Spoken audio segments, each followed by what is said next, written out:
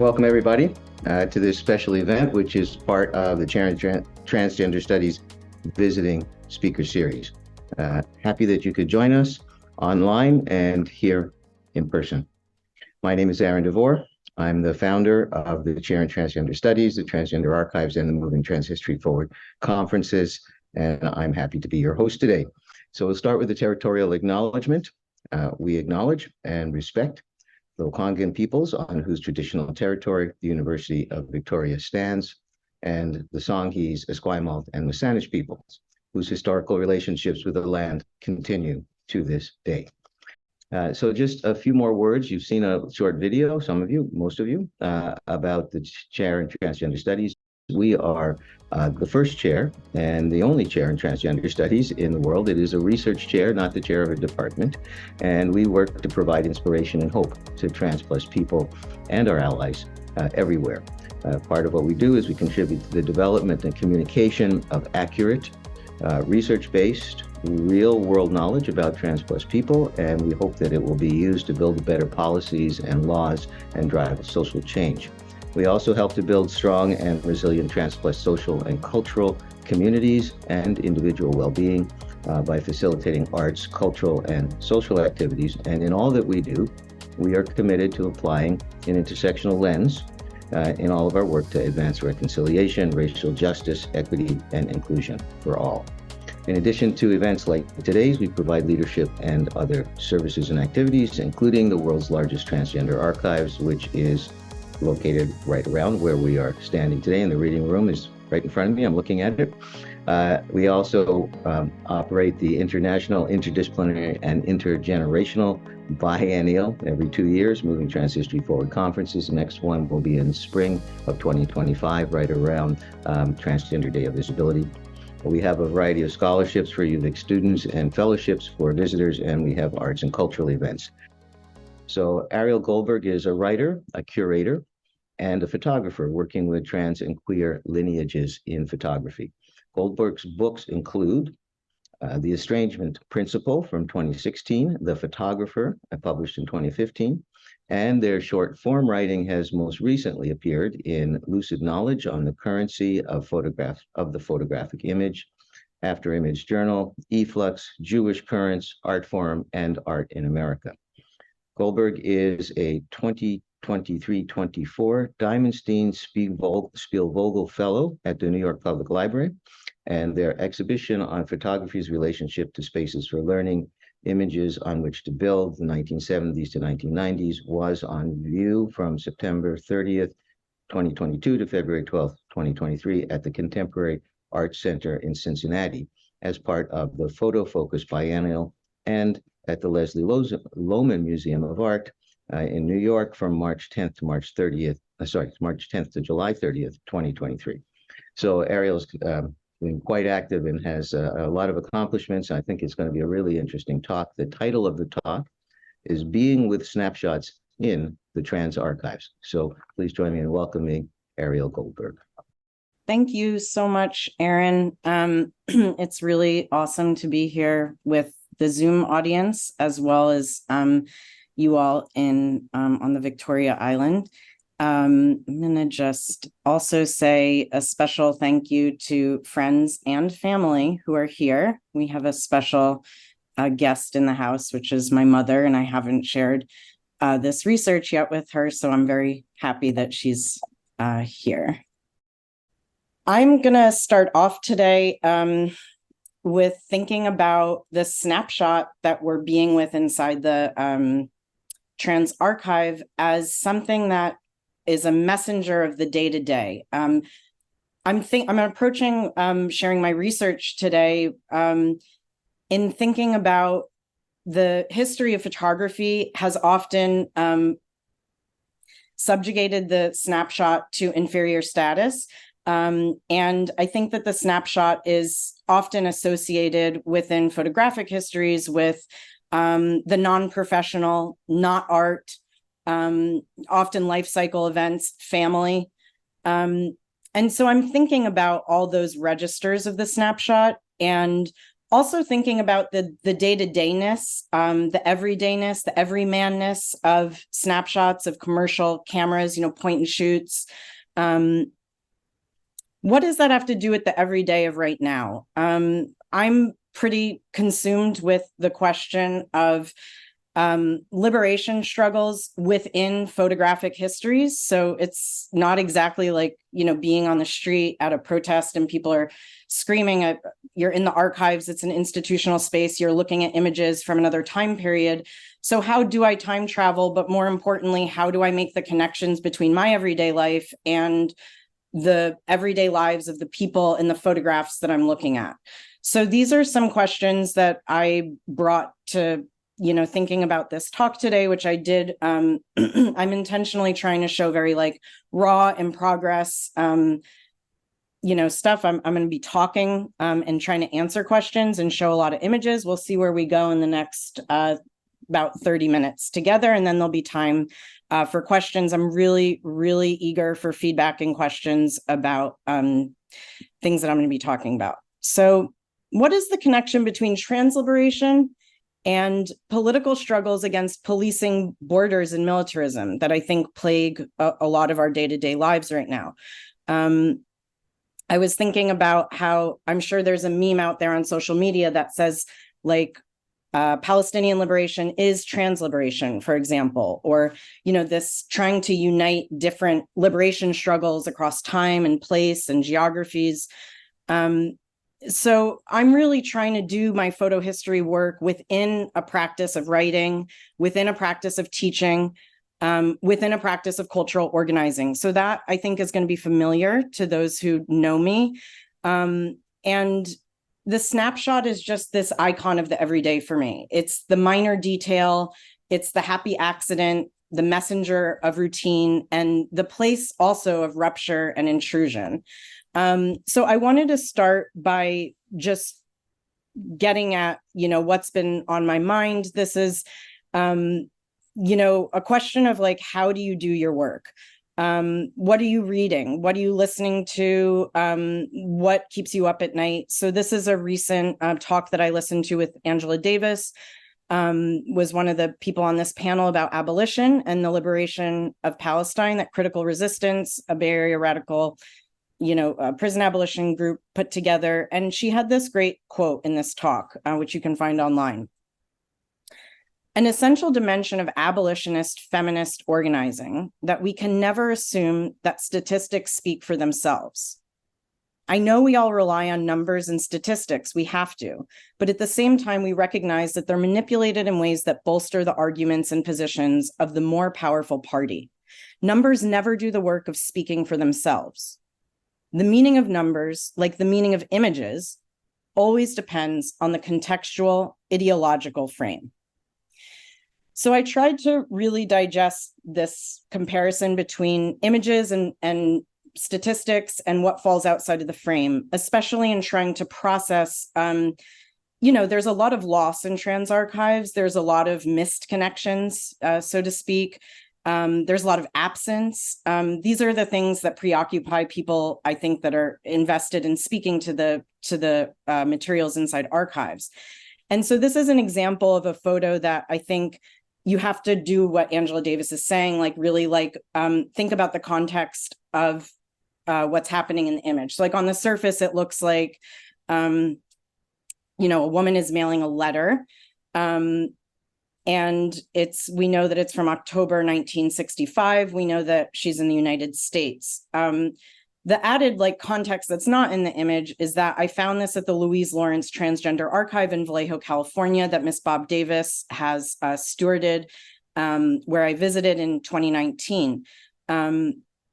This photo is in an album where trans, cross-dressing, transvestite, transsexual, the whole, 1960s, transgenderist, all the different words we don't use now necessarily. People were getting together, getting dressed up, and photographing one another in a very private, personal way. And some of these albums make their way into archives like Louise Lawrence and also the Transgender Archive at UVic that I visited last year. So in the context of this album, I know that this is probably a trans person who cannot go out in, their preferred clothing and in their preferred gender during the day. Like the fact that it's at night is very important. And the fact that they're, with a group of people that are maybe also part of this community to take the picture. And it almost looks like she's pretending to mail a letter. So I like the metaphor of like, she's sending me this like message in a bottle.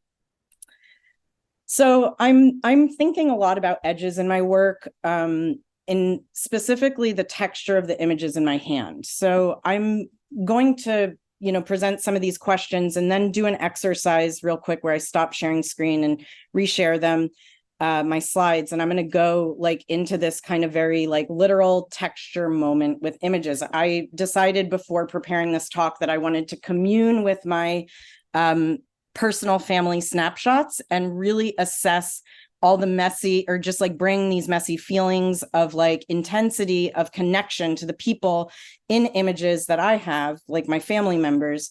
But really, when I'm looking at photographs of trans people in the archives, I usually don't know who I'm looking at. I can often recognize organizers or figures who repeat in images, and I might be able to find in, like, for example, like Mariette Pathy Allen's book Transformations, or the Digital Transgender Archive, or in an article cited by Miss Bob Davis, like certain names, certain people, they reappear, the organizers do. But most, people that are at a performance or at an educational event or at a slideshow that are in the crowd, I don't have access to identifying them.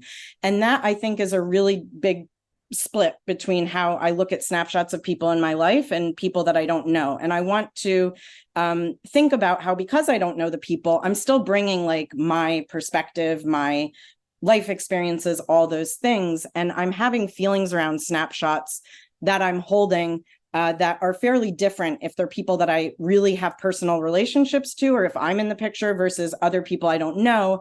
And I'm really concerned with, in my process right now, trying to devise an ethics of writing about photographic histories where there are these, ruptures of connection. That sometimes I can, find traces and connect with people, and other times I cannot. And I think there's a real tension, in like a productive tension, in what I know and what I don't know. And this familiar and the unfamiliar, they play up against each other, because certain things actually are very familiar to me in trans archives, even though I can't necessarily identify certain individuals who potentially didn't even want to be identified to begin with. So it's not necessarily about learning someone's name all the time. So here we go into asking, like, how can I apply the liberationist work of the spirit of the, the movements that I'm studying to my own day-to-day practice and my own life? I think it has a lot to do with humility, with vulnerability. So I'm going to show you some pictures. All right, here we go. This is the history of my life and my family. So here's my mother and my father with my brother. Before I was born, rounded edges to this image, very late 70s, I think it was 79 or 80 here. And I've come around over here. So this is going to go on for like a minute. This is my father, my brother, and I, my mother, our backyard in New Jersey. This is my mother, me, and my grandfather. This is a Polaroid picture, notable different format, the square versus the white border. And this is me with my brother. This is potentially one of my first performance pieces. So I got a school play situation. This is me at a bat mitzvah of my cousin. This is shortly after that my brother died. He died of brain cancer when I was 6. So he's not there. Okay, so some more family members. My grandmother's there, my uncle, my 2 cousins. I don't recognize a woman there. And I think that's important, that even in my own photo family archives, there's people whose names I don't remember. This is my great uncle Albie, my cousin Shari, who's getting bat mitzvahed. Very kind of classic Jewish. Here I am at sleepaway camp, and this is a mock drag wedding, which is kind of incredible. My friend at my Jewish sleepaway camp is holding the book Schindler's List and pretending that it's a Bible, and is dressed in drag as a rabbi. So one thing that was really exciting, this is one of my art teachers, is that I found trans and queer photographs in my own archive. Here's some teenage masculinity, and on view, we've got two boys at Glenfield Junior High giving a middle finger to the camera. This is the 90s. That was me. And we have here at my Jewish sleepaway camp, counselors in drag. Got a mop on a head here. Another counselor in drag. I guess there was a drag night. There's me in drag as a teenage girl. That was my bat mitzvah. This is Amy Wertheim, camp counselor who I had a crush on. This is my boyfriend, Danny, in my bunk inexplicably. This is us dressed as a Grease couple. So there's some more friends at camp. We've got the Hot 97 poster. This is me and my mother at camp. Wow, my hand's really shaking. This is my dad with our dog Molly. This is a good one. I'm holding a roll of film at a supermarket. So I was excited about photography at an early age. And here I am in Israel on a trip that the Jewish Community Center sent me on called Israel Sports Spectacular with my host, Liron, who I believe I also made out with the night before because he has a hickey on his neck. And I was really struck with this image because I'm literally wearing a t-shirt that says, you know, the IDF on it, which, you know, I wouldn't do something like that today, I don't think. So people can change. Some more teenage sexiness. People, I remember Suzanne, more drag. Prom. I was in a very homogenous Jewish kind of enclave. This is me going to prom, and my father took this picture. I have a really good teenage mad look there. And then this is me in Dolores Park at one of my first Dyke marches. I think it must have been 2008, right when I was going to grad school in the Bay Area. So that is my exercise in vulnerability. I do have one photo from my sort of group of childhood photos, me growing up, this sort of like moment before I became politically conscious, or, you know, who I think I'm smarter now or something, I don't know. But here I am as a brat, an only child, sitting next to my great aunt, Phyllis Prossow, who died at the age of 98 in 2020. And my mom is sitting next to her, her husband, Peter, my grandmother's, my dad's side is also in this picture, my grandfather, and other people. So Phyllis Prossow, I just want to pause here on the person sitting next to the child who wants to go to the swimming pool. Phyllis Prossow is a survivor of Auschwitz, and she was medically tested on there. And she lost her hair after that experience. And she was always, when I was growing up, wearing a wig. And I think that when I started doing this research around, you know, how to write a photographic history that's about trans and queer subcultures, which is what my book is about, why I visited UVic, organize exhibitions, etc. I was also starting to work at a Jewish museum in Tucson, Arizona, and I was doing a lot of community-based programming where we were working with Jewish families that had Holocaust survivors, because it was a Holocaust museum. And just thinking about connections between, you know, my Jewish background that's very specific, and also, trans history. So I think that it's a moment for us to look at somebody wearing a wig and think like, how does Phyllis Prossow, just to go through this exercise, look like a cross-dresser at the Fantasia Fair? I know that she was cisgender and wasn't necessarily involved in a cross-dressing community, but there is a visual resonance with a lot of the photographs that I'm going to share with you today that have become, you know, very popular within mainstream art institutions, and even, you know, on the public broadcasting station on PBS. So I think something I'm trying to locate is like, why am I going to archives all over, North America? Why am I doing these visits that, UVic very generously supported also through this talk? I really need these avenues to share my work, not just absorb, because I have thousands of materials. And I'm trying to understand, like, what do I notice when I go into these archives and open boxes of other people's archives, not my own? What do I fall in love with? Why? Like, why am I interested in certain things? And also what makes me uncomfortable. So I'm going to show now some photographs from the UVic archives that are in the room if you're there in person.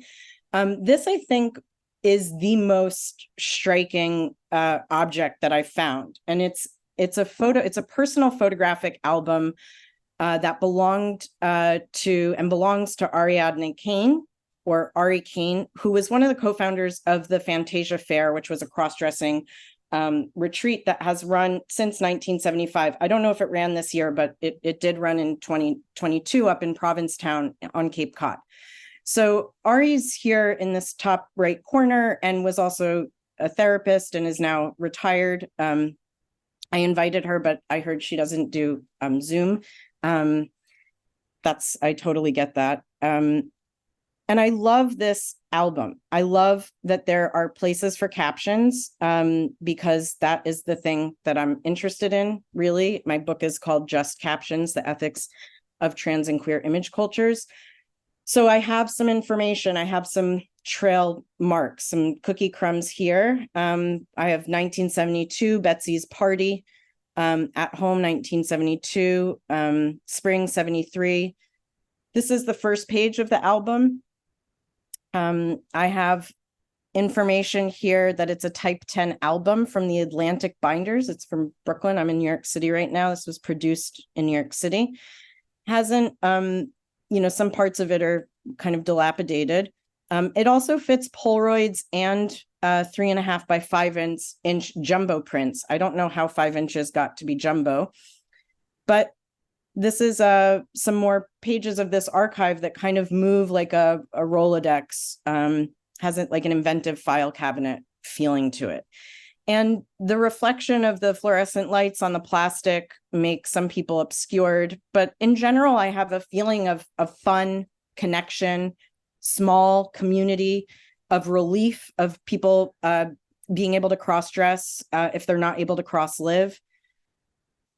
When I go into other materials that really struck me, I was thinking about the difference between Polaroids with these white borders and these other snapshots that are, whether they have round edges, whether they're square, whether they're rectangle, these little, the shapes and the ways that an image might hold in your hand, the size of it, are things that I think about.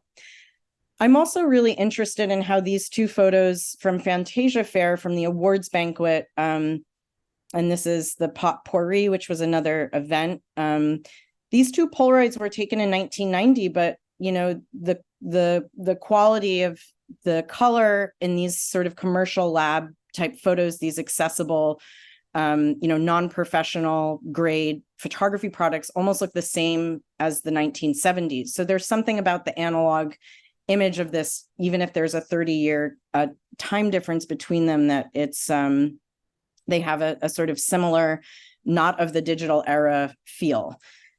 There's also slides in the Fantasia Fair papers, and I have done a lot of research on slideshows and how they're educational formats. I was very noticing my desire, or I was very drawn to slides or photographs where people were teaching within them. We can see a blackboard here.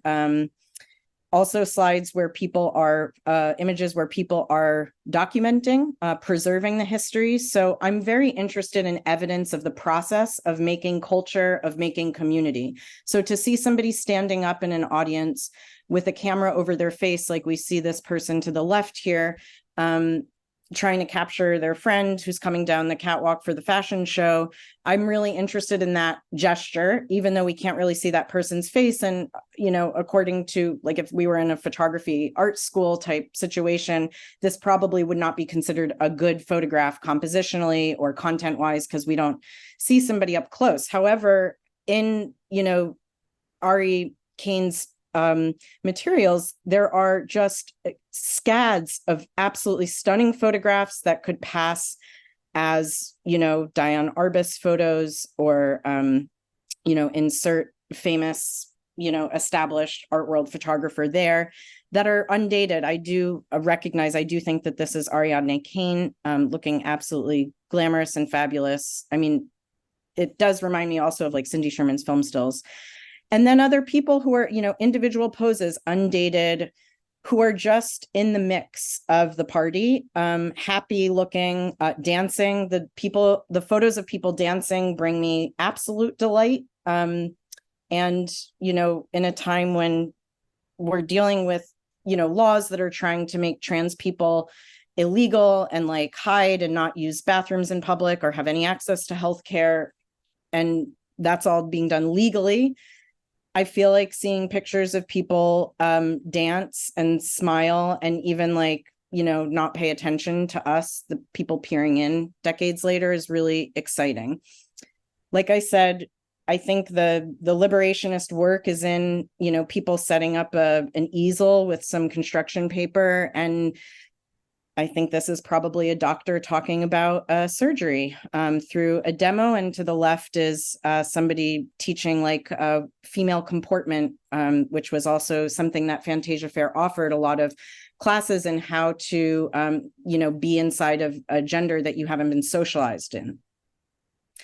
So when Fantasia Fair wasn't happening, Ariadne Kane, it was all over the US doing conferences around gender dysphoria and, producing a lot of educational materials. There was a booklet where you could get like a sort of bookstore you could order books from that were very hard to find, that you couldn't find in bookstores, about trans life. And even on this table here, you see that there is a photo album. So the role of Snapshots within educating people about how to live the life they want to live is very important to my research. And of course, correspondence is the heart of a lot of my information. It's how I do draw narratives out and identify people. And I think that these almost like passport size photos that you can see for scale of somebody that were sent to Ari Kane, because she was, at this time, such a hub of this emerging trans and cross-dressing community, is very important. So I'm going to, in my breakneck tour here, and as I also just got a message from Dan, my partner, saying slow down in all caps, I'm going to think a little bit now about like how I put into practice all of these, ideas or methods in thinking about writing a trans and queer photo history. So slowness and follow through, that's a big one too, really feel like the name of the game. So I'm asking myself, like, how is slowness okay? We live in such like an urgent, instant moment, and photography in the time period that I'm studying was very slow. The thing about like snapshots that's very interesting, that's different than professional photographers, which I'm going to talk about in a second, is that these were often moving into risky places of like the local photo development store, or even sending off your film to Kodak.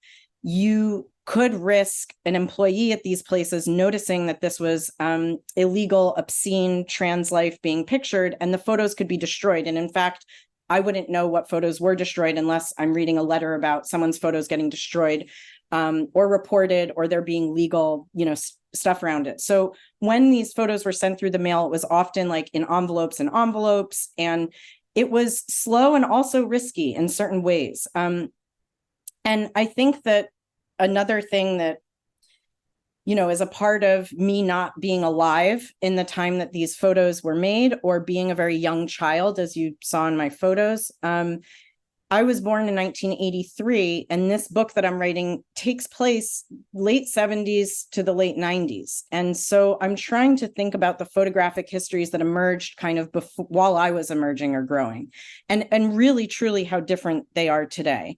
And I think one of the things that is the most challenging for me in thinking about my work, especially public presentations like this, is that I'm really not done with it yet. It's really in progress. There's dozens of people who I am in the middle of talking to, or in the middle of dreaming up how to, secure their photographic archives through the process of us writing or working on a curatorial project together. And I make a lot of mistakes, and I'm always learning as I go. And so that is something that I'm trying to treat as a friend. So one thing that I look for when I go to archives is photo release forms. And this is how I understand how the people in real time, like at the Fantasia Fair, the organizers were reckoning with permission to make images when people were under such high risk of exposure, of losing their jobs, family, papers, if they, are dealing with state borders and all of that. So this is a photo release form, and I chose someone, Clara, I think her name is, who said no, she didn't want to be photographed. And I think mentioning refusal and actual no, I don't want my image to circulate, for example, in the Fantasia Fair newsletter, which is how a lot of these snapshots were shown. So, the color or even the black and white registers of these are lost, and it becomes just about mimeographed. And a lot of Fantasia Fair's use of these snapshots was to continue building the community and to, get people to sign up for next year. It was, after all, a business. It was a retreat, and it was about getting people to feel like this was the place to be. The other thing that I look at is for actual documentary photographers who were working with trans and queer, lesbian, gay communities. So Mariette Pathy Allen, who also has materials in the collection at UVic and is based in New York City, is a really important photographer. And Fantasia Fair was sort of what I understand to be where I'm at in my research about Mariette's work. Is this was her sort of entree to this book, Transformations, which came out in the late 80s. And she wrote a letter to Betty Ann, who was with Ari, one of the co-organizers of the Fantasia Fair, and has a great sense of humor. So I'm just going to read a little bit of this letter. Get yourself some good light and a magnifying glass and have a good time. I've marked the best ones with a white wax pencil. In some cases, I marked them with thicker lines or an arrow to make sure you gave those special attention. I look forward to hearing from you. $200 would cover the expenses for film development and contact sheets, plus expenses, plus express mail. That was about $21, I think. Thanks, love, Mariette. So you can tell there's a collegial and even intimate quality between them. This is what the contact sheet would look like. And I'll just say that Mariette Pathy Allen's work was copyrighted. So I am going to show this one really quick. This is an example of a photographer, professional photographer's work print, off kilter moment that I find totally endearing and lovable. And this is what the back of the photograph would look like, where, there would be this copyright notice, which is very different than a lot of the snapshots where, we don't, maybe there's a date, maybe there's a name, maybe there's nothing.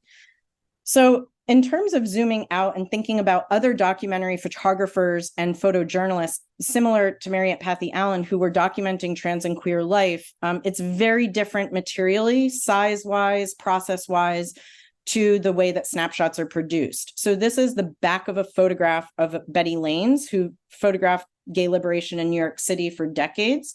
And also has collections, importantly, in the Lesbian Herstory Archives, which has been really foundational to me thinking about everydayness of queer life, and also the ethics of slow, relational, community-based, grassroots volunteer work. But this is the back of a photograph of Mariette Pathy Allens from the New York Public Library. And you can really see somebody who makes a living from publishing her photographs here. There's a request, photograph cannot be put on your website without express permission from photographer. So it's like, don't take my intellectual property and my, livelihood. The caption is written. Fees are included. Here we have like even price information, $500 for color slides if it's damaged. So there's like a sort of an insurance warning here. Because these photographers needed to have a real structure that is really absent from the looseness or the disparateness or the chaoticness of how snapshots arrived to me in archives. A lot of photographers were either publishing in newspapers or in books and needed really clear release forms and processes like this. So this is an example of someone that I think I almost got close to identifying in some of the snapshots from Fantasia Fair at UVic's collection that's in Mariette Pathy Allen's book, Transformations, but I found somebody wearing a different color pearls, so. I also want to speak about how important the digital transgender archives has been to me, because a lot of my research in the past few years took place during COVID when I couldn't travel. And also it's very expensive to travel to these archives. And there are Fantasia Fair photos. This is Dallas Denny, who came to, run Fantasia Fair in the 90s, I believe, and is wearing a transsexual menace t-shirt.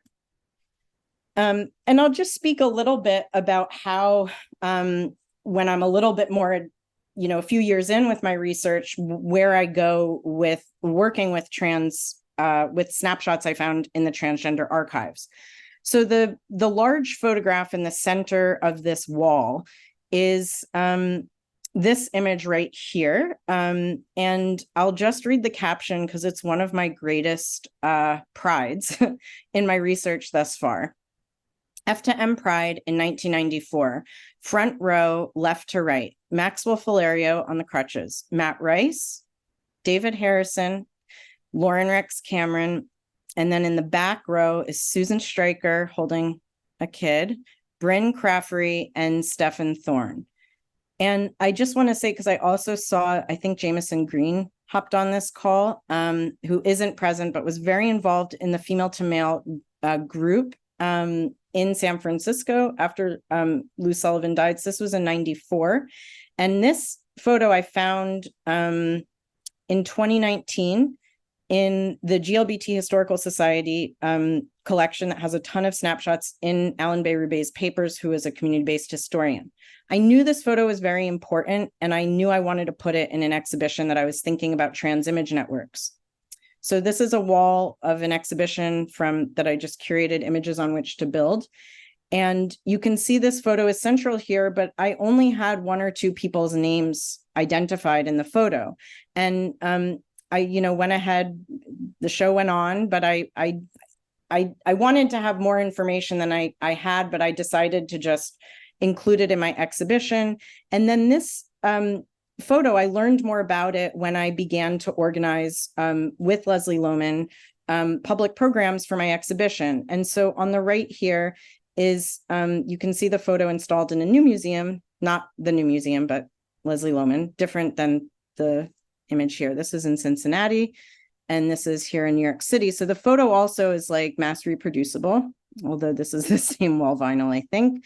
So this was a tribute to Lauren Rex Cameron, who died this year, sadly. And through the process of organizing this two-part tribute with tons of co-sponsors, et cetera, I was able to talk to people who are still living, and they helped me identify this photo. In fact, like all the people in it. And I even got different angles of the pictures from, others who were at this historic moment when the F to M group marched for the very first time. And Lauren Rex Cameron writes about the feeling of marching and holding this banner that he made in his book, Body Alchemy. So I think in the interest of hearing some questions, I will end my talk there. And thank you for listening to me go on. I want to thank everybody for participating, and I have a small pitch to make at the end here. Chair in Transgender Studies is not an endowed chair. We rely on donations from people such as those who are watching today and goodwill from the University of Victoria. So if you are able, please use your phone to scan the QR code or go to our website, our donation website, and make a donation. If you're not able, please talk to anyone you know who is able. And so once again, I want to say thank you to Ariel. Thank you to everybody who has attended. Bye-bye.